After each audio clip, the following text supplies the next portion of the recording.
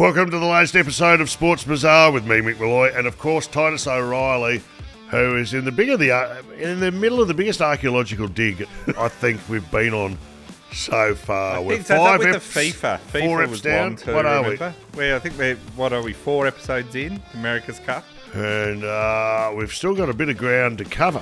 Yeah, we're really gonna power ahead these next 2 eps. Where did we leave it? I think it was the end of the Lipton era. Yeah, Thomas Was it? Lipton. He'd lost 5. That's enough. He had a crack. He'd made a lot of money. He was happy. Do you reckon he was watching when it was finally won by No, someone he else? was. He was I mean watching from above. Yeah. I think he was. All right, so We're getting into very philosophical. let's points get Medium and contact him. The British are starting to look at this and going, "This is boring racing the English," which is what becomes interesting. Is this is all about to change because the Australians are about to enter the fray. There we go. Which brings us to 1962, the America's Cup, which is the first challenge from Australia. Now, what had happened is a guy called Jack Palmer, he ran a store called FJ Palmer. It's a huge retailing business in Australia back in the 20s and 30s. A lot of people who are in New South Wales, if they're listening, will know, have heard of FJ Palmer back in the day. He was over there for the 1958 race, and he was so excited about it, he thought the Australians should challenge, and he declared, "We're going to challenge." The American yachting community just laughed at him. The Australians laughed too. A Sydney newspaper put a cartoon of him showing him in a singlet with bare feet, holding a can of Foster's, talking to the Americans and everyone laughing at him like this yobbo. Wow. So even the Australians thought, this is ridiculous. Bit far-fetched. Palmer comes back to Sydney and thinks, I need more money to add to my money, Yes. and approaches Frank Packer to help him build a Challenger. Now, Sir Frank Packer controlled, for those that don't know, dad of Kerry Packer, James Packer, grandfather to lineage. James Packer, one of the richest men He in started Australian history. the dynasty. Really. Yeah, Australian Consolidated Press he owned, which Yes. owned all the magazines, back Yes. when magazines were a thing. He owned the Nine Network. His son launches the World Series cricket, so enormous amounts of money and power. This is what Frank Packer was like. I mean, Frank Packer was a mixture of humour and amazing achievement, and then also terrible parenting, some very controversial things. So he's a mixed character in many ways. There's a lot to admire about Frank Packer, and there's a lot to shudder at. Are you saying he may be flawed? He's flawed in some ways, but he did have a sense of humour. One thing is, once Professor Harry Messel rang in about setting up a foundation to develop atomic power for Australia in 1953. This is back when they thought this could be the solution to all our problems of atomic power. So Messel rings Frank Packer, and the conversation went like this. Right, Messel, what do you want? And Messel said, your money. And Packer said, how much? He said, £2,000 a year. And Packer says, and what will I get for it? And Messel says, nothing, absolutely nothing. And Packer goes, you can guarantee that? He says, yes. He says, right, your check will be in the mail tomorrow morning. Brilliant. So this is what he's like, right? He's a huge man. He acted big all the time. Legendary figure in journalism. His newspaper, radio, and television empire was known as Pakistan. Yeah. Because it was like ruled with an iron fist. Yes. The Americans want the Australians, so they go, beauty. So that's it. We're done.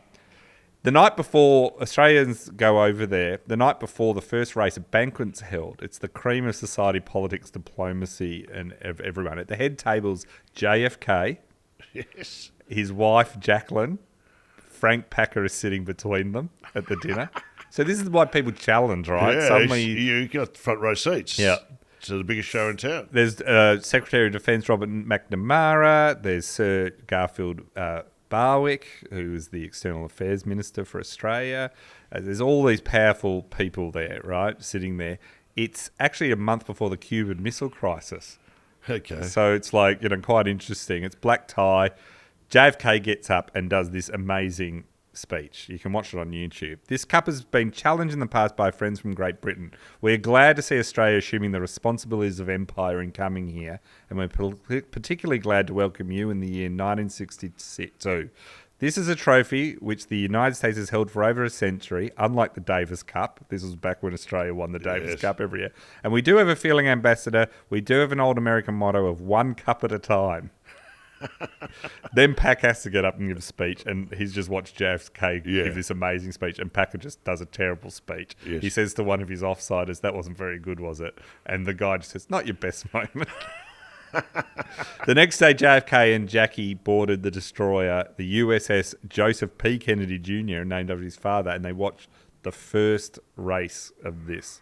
Now, the Australian boat's named Gretel after His daughter. Packer's late wife. A late wife, correct, yeah. Frank Packer says he doesn't know how they're going to go. This is the British have challenged for almost a century, right? They know the waters. They know Totally. Packer. This is a brave new world for us. And Packer says a boat's a bit like a new bride. You never really know how she'll perform until you get married. You couldn't say that today. No, you couldn't. Now Gretel has had some problems. Packer interferes constantly with the crew. So whenever in the lead up to the races, during the races, he is swapping people in and out like it's like he's at newspapers. If someone annoys him, he fires them and moves someone else in. Yeah. He'll often then hire them back, but he's meddling. And they think that one of the reasons that the morale was incredibly low. But Is that like Kerry? Is that the famous story? There's a famous story about his son, Kerry, who, or was it Frank? I think it was Kerry. Yeah. Who got into a lift at Channel 9 Yeah. and asked some guy a question, didn't like the answer, so he sacked him, ripped strips off him and sacked him. Yeah. The guy was only there to deliver a package. He literally was like gave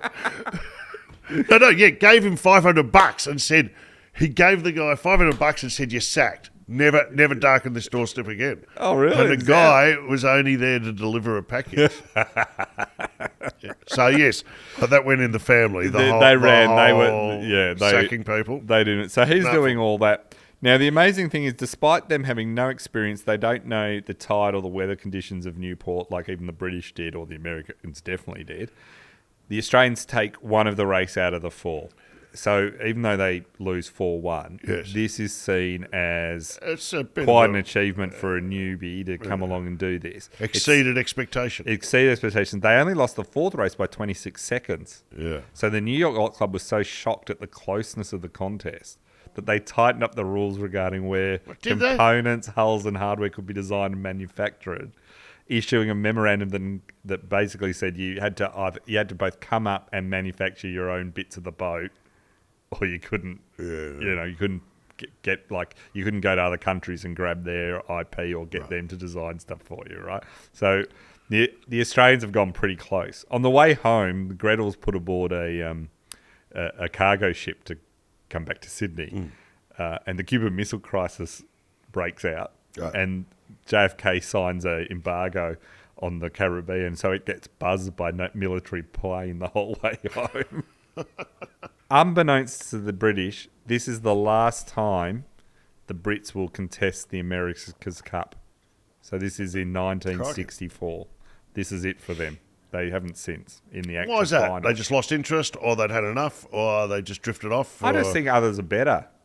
Like New Everyone Zealand, caught up, Australia, everyone yeah. caught up suddenly, and they're just out of it.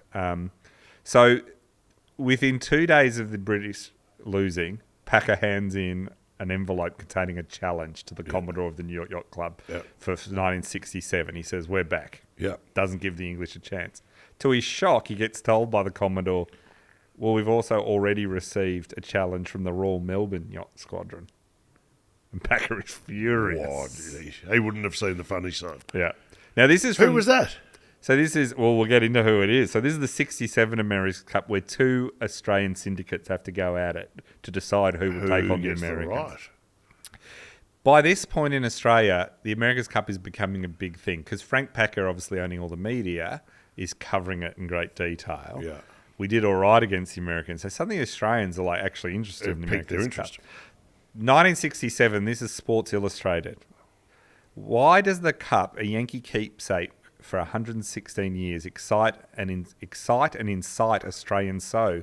Quite simply because it is in their stars. Ever since they took a slow boat halfway around the world to the first modern Olympics, Australian sportsmen have been travelling far and paying dearly to try for all sorts of honours and queer prizes. Queer meaning weird back course. then. And the America's Cup is just about as expensive and queer a prize as you can find. The fact that a challenge involves a tremendous expenditure of time, money and technology merely spurs Australians on, for they are the world's greatest gamblers. So that's Sports Illustrated, That's right? a fair call. So we are getting huge written up. Now, this time Packer, though, was annoyed because this other Australian syndicate had emerged, and it was led by a man called Emil Christensen. Okay. Now, Emil Christensen... I was thinking about the winemaker. No. Emil Christensen. So, in 1929, he'd been employed as a manager of an ice cream factory. It was established by the American firm FAB Peters, who developed and manufactured ice cream throughout Australia through individual franchises, right, in each state. Yeah. Emil took over the franchise in Victoria, and he branded it Peters Ice Cream. Okay, there you go. Soon it became the market leader, and gradually he bought all the other franchises and established a whole food company which was listed as Petersville Limited. And it became, From my childhood. Yeah, I was about to say. Everything that was worth having from the freezer was Peters. Petersville, Ice cream, Neapolitan ice cream, drumsticks, Everything. Peters. They became the largest company in the Australian food industry. In 1931, under his leadership, they had less than 100 people.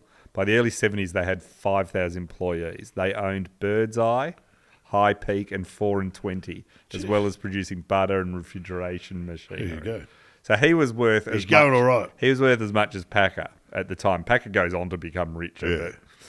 Yeah. But, Packer just was furious because he suddenly had to do this. But it turned out that the Christensen syndicate was very well funded and staffed, and they had a decider. Now, Gretel, the boat went off and raced Dame Patty, which was named after Sir Robert Menzies' wife. Now, A lot of boats named after wives. Yeah, is that to keep the peace at home? Where are you going? I'm going away for a long time on a boat, and it's costing a lot of money. It's a bit of a boys' trip.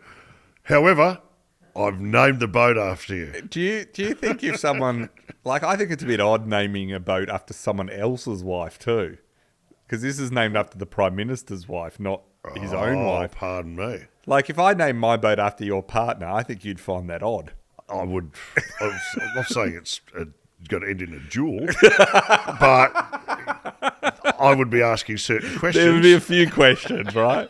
So anyway, they've done it to honour the. That would be a great thing to do, just to really steer your mess with mates. someone's I mate. Go buy a boat. Think which one of my mates we're would all annoy more. Oh God. Now, one of the people on the Gretel 2 that Frank Packer had found and put on was a guy, a promising young sailor by the name of John Bertrand, which we might get to a bit later. You reckon that he might name become may important pop up again? The race between Gretel 2 and the Americans wasn't great. In the first race, the Australians lost one of their crew overboard. And under the rules, you had to go back and get them.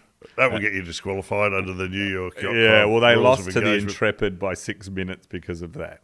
Now, at the second race, there's a collision between the two boats, the Intrepid and the Gretel 2, right at the start. But the Gretel goes on to win. Gretel 2 goes on to win. Right. And the Australians say, we gave her a push start and she still couldn't beat us, right?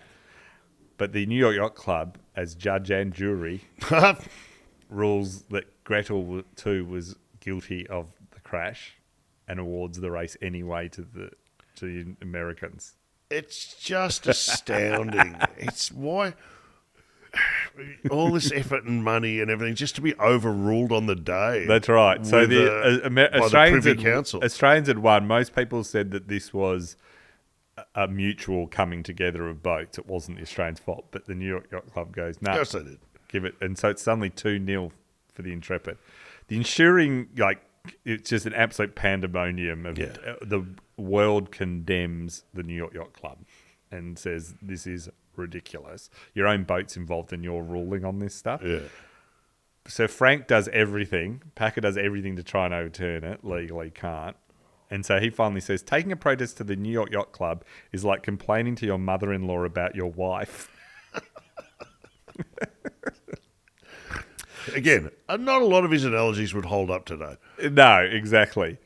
Now, the Australians furious at this decision, but they recognise there's nothing you can do, and they realise to win the America's Cup, you've not only got to beat the yacht, you've got to beat the hometown protest committee. Yeah. They end up losing 4-1 in the.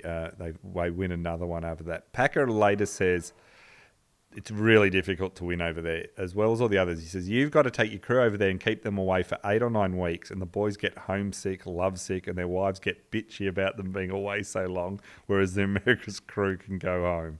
Yeah. It's fair to say Frank Packer's views were very much of his time. But still, he's right in that it's really hard for the Australians or anyone challenging because you got to do it. You got to win away. Well, the only reason to do it is to sit at a dinner between JFK and Jackie, and that's what Thomas Lipton got right. Like, I'm doing it for business. I'm not doing it. If it wasn't for that, why would you go over there just to be kicked in the pants? Yeah. By the New York Yacht Club. Yeah, exactly.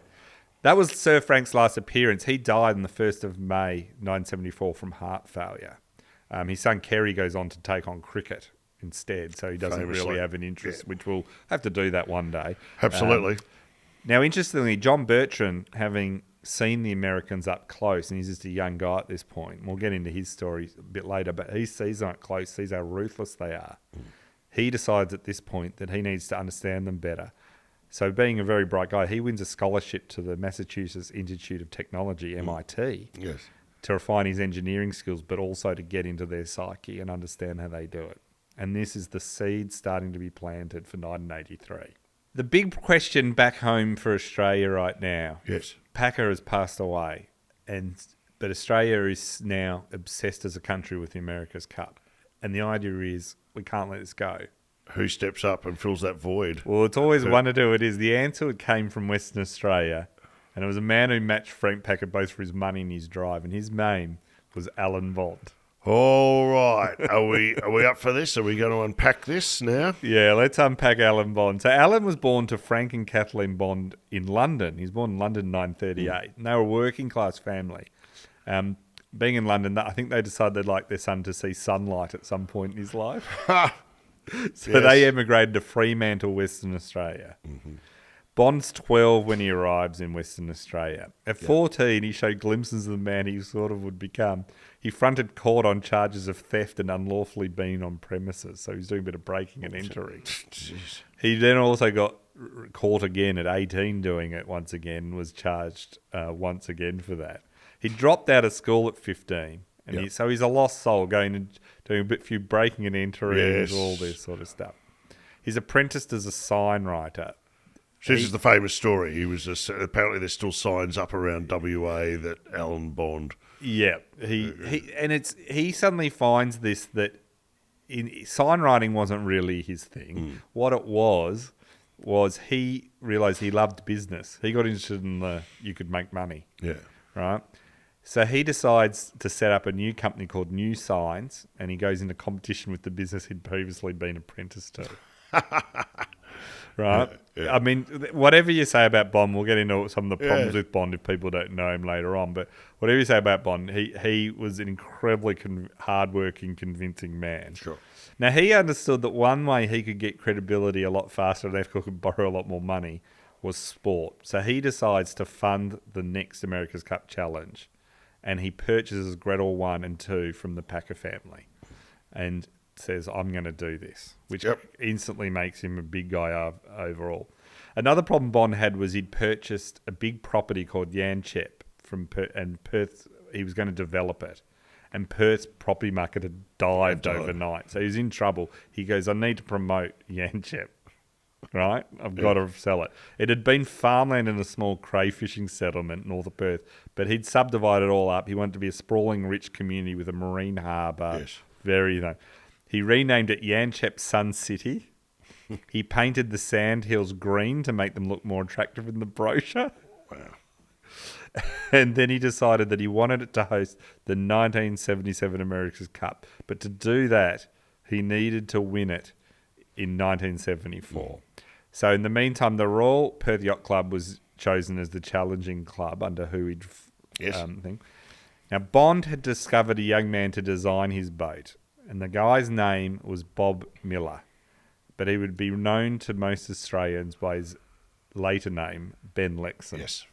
Now, one day, Ben Lexon, so we'll get to when he changed name. We'll just call him Ben Lexon to make this easier. Yeah. Lexon falls from a mast and ends up in hospital. And the Wright family are looking after him because he's like family to them now. And this is in 1958. And Wright actually made him a drawing board in hospital so he can draw ship designs. Fantastic, yeah. While he's recovering. So Miller puts down his idea for a radical 3-man, 18-foot skiff, and it becomes known as the Taipan, and it performs very well. So he designs a second, even more radical one called the Venom, and that wins the World Championship in 1961 in this So it's class. designed by Ben. Designed by Ben Lexon. So, he's really in his 20s. He's and made won a name the for world him on the world championship. stage. Yeah. So he decides then to form his own boat building, sail making company with a guy called Craig Whitworth, who he'd sailed and won the world championship with. And they and Ben is also designing boats on the side too, part time, for people who got money, basically. Is that how he funds his operations? That's partly how kind of they thing? fund. So they're doing boat building, they're doing sail making, they're also he's doing some design to fund, bring in some. Such a extra familiar cash. story, isn't it? It's like the guy has to paint pictures of the aristocrats so he can keep painting the pictures he wants. Yeah, or it's all that it's sort of all stuff. that. And around this time, he meets a guy in the 60s who's made a bit of money by the name of Alan Bond. Okay. And Alan Bond commissions him to build a big ocean racer. And so he does.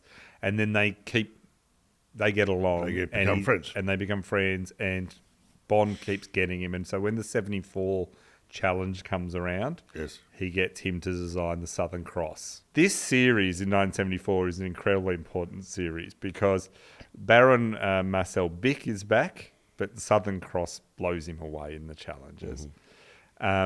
Ted Turner, who goes on to form CNN, he makes his debut as a skipper on one of the boats, trying to become the Defender. Now, on board Ted Turner's boat, so the Americans have 4 boats trialling to see who will become the Defender, while the Australians take on the French. Now, Ted Turner is hoping to become the defending boat. And on board, he's got a young, amazing sailor as his tactician, a man by the name of Dennis Conner. Now, Dennis has only agreed to sail on this, and this is in Conner's own words years later, in a coldly calculated manoeuvre to win a seat as an America's Cup skipper in the future. We've all done it. He says, by being a good number 2 man, you can persuade the wealthy people who come back year after year and finance these $1.5 million yachts that you're a good, safe bet as a skipper, Conner said. It is totally in sync with everything we know about him as a man and a sailor. We're going to get into it. He's ruthless, Dennis Conner, and this gives you an idea how ruthless he is, right?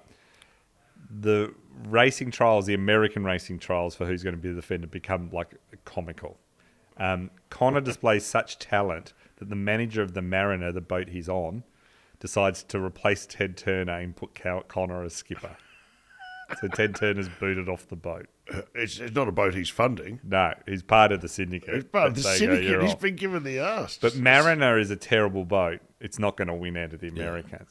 But Conner commands the helm for 6 races, and he's so good. Yeah. The Mariner eventually gets eliminated, but he's so good and sails the boat so much better than the boat everyone knows the boat can go that everyone goes, this guy's pretty good. So the Courageous Syndicate, they invite Conner to join their team after the Mariner gets out. So he's got rid of Ted. Now he's on the boat that will eventually get selected. Ruthless is the word. And he's just carving his way to the top job. And they decide he's so good, they make him the helmsman for the starts of the races. The starts are very tactically because he's so good and aggressive.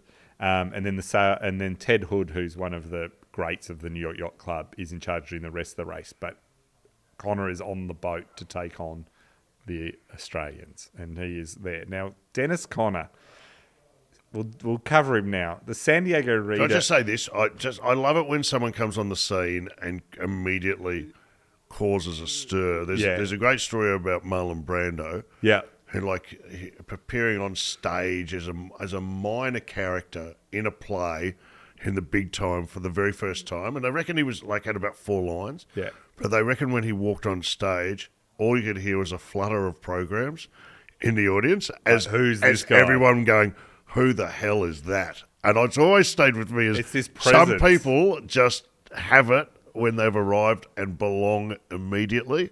Yeah. And he seems to have this Dennis Conner. He's this got vibe. that. You're right. He's a bit like you when you walk into a pub. Oh, yeah. It's like everyone goes, this man was meant to be He's here. bored. He's his natural habitat. he belongs. So they're taking on Bond's Southern Cross, and Bond tries to get Yanchep Sun City blazoned across the front of the Southern Cross, even though the Perth Yacht Club is actually the one sort of that he's sailing the challenge through. Right. So that annoys people.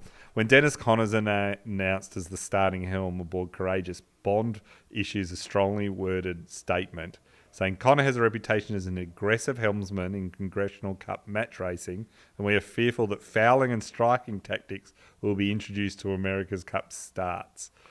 The Courageous team say this is a nonsensical piece of gamesmanship from Bond. Now, what's interesting is they kind of think Bond's a pain in the ass, Yes. but what is interesting is it's the first time you've got someone who just off the bat, Bond senses you just got to take these Front guys foot. on the whole time, right? Yeah. 2 of the Southern Cross team for the Australians are stopped by the Newport police on board Courageous in the early hours one morning with measuring devices. Oh. So Bond is stirring the Americans up Yeah. like nothing else. But despite all this talk, Southern Cross loses 4-0.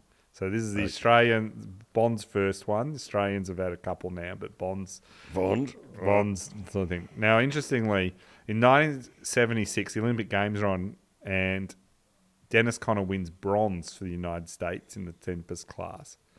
And in another class, a guy called John Bertrand, who we've spoken about, wins bronze. So there's suddenly this synergy between Dennis Conner and John The rise Bertrand of the two. at 2 young sailors at the same time winning bronze at the Olympics together separately. They both grew up meters from yacht clubs. Mm-hmm. They are both incredibly driven and only care about winning the America's Cup. So these two are sort of destiny is bringing these two together. Predetermined, feels. So 980, Turner and Conner face off again, and Dennis Conner's Freedom Syndicate destroys Turner. So it's going to be Conner going up against Bond. Bond's campaign is not running well. This is his third go, 980. He contacted Bertrand in the middle of it and says it's not going well. And Bertrand's just been found out he can't go to the Moscow Olympics, which his heart was set on because of the boycott by Australia. So Bond talks Bertrand into joining the 980 campaign. Tells him he'd be a tactician. Right. Yes. The problem was Ben Lexon was the problem was Ben Lexon was the tactician, and Bond hadn't told him about this. He hadn't told Bertrand that Lexon was already the tactician, and he didn't tell Lexon that Bertrand was coming. Full-on way over. of doing business, isn't it? I'll sort it out later. Yeah. Lexon hears about Bertrand coming over to take his job and punches his fist through a hotel wall, breaks his wrist. Right? Bertrand knows nothing of this. He doesn't know that he's been given someone else's job. He doesn't know anything. So Bertrand arrives, and the first time he sees Ben Lexon, who he's friends with, says, "Oh, hiya, Benny. What have you done to your wrist?" And it all comes out. There it is. They work something out where Bertrand's on the boat, not necessarily as the tactician, but it's a mess. This challenge is an absolute mess, right? Conner wins the first, but in the second race, the Australians come back and win. And do quite well. It's the first time since 1962 that the America's Cup has been tied 1-1. But then Conner requested a day off, hoping that the breezes would stiffen a bit because it was a bit light for him that day. And they did, and he wins the last 2. So Freedom beats Australia quite well in the end. It ends up 4-1. So that brings us to Bond. In his head, has always seen 1980 as a bit of a placeholder, sort of. Mm-hmm. He kind of knew if he was going to beat the Americans, he, didn't have the money and the wherewithal in 1980. But he's now done it 3 times. Yeah. He knows he's going to if he's going to challenge again, he has to do things perfectly. Yeah. He has to change everything he's doing. he's learnt a lot. He Yep. knows everything.